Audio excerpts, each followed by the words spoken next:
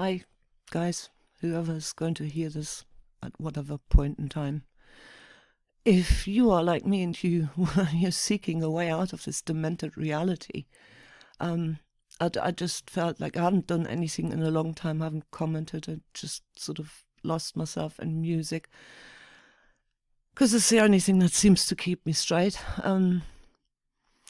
I've been watching, these near-death experiences for like years now. Must have listened to over 3,000 near-death experiences. That's when I lost count because I stopped saving them in sort of playlists.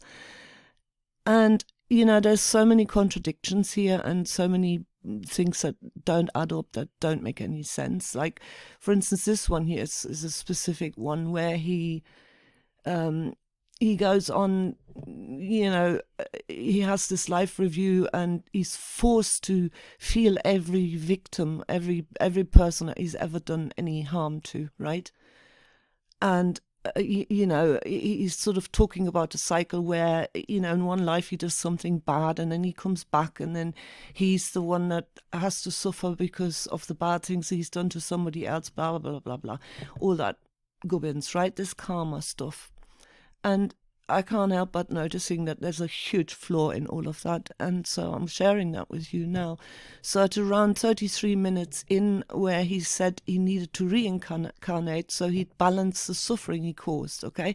Let me tell you what's wrong with that picture. If he now goes back to get some suffering, what happens to the poor souls that have to cause him to suffer?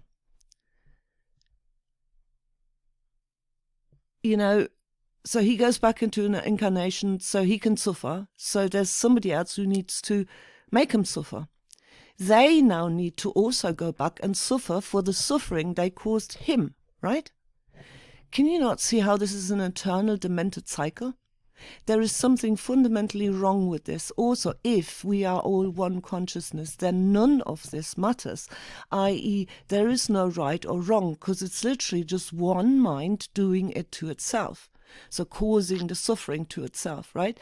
Then there can be no needing to go back and pay off some karma. That would be a completely illogical conclusion because he's done it to himself, right? If, however, we are individuated consciousnesses, then I refer you back to my first observation there. There is something badly wrong here. If what I described at first is going on, then we truly suffer from a demented consciousness, because that payback stuff is utterly counterproductive.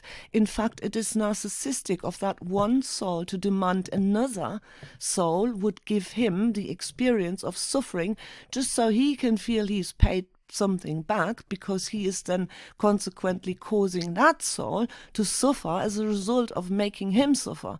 It seems to me more and more that we are a truly demented species.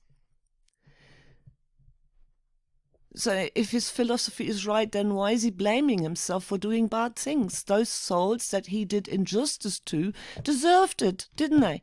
Because in their former lives, they must have done something bad. So this is now their karma, right? Because this is an eternal pit of suffering we are in here, a cycle that is never ending. And if Robert Monroe was correct, then we have to overcome all religious attachments. That also goes for this karma rubbish. For I can't be blamed for stabbing myself. I actually got some responses there already, which is quite funny.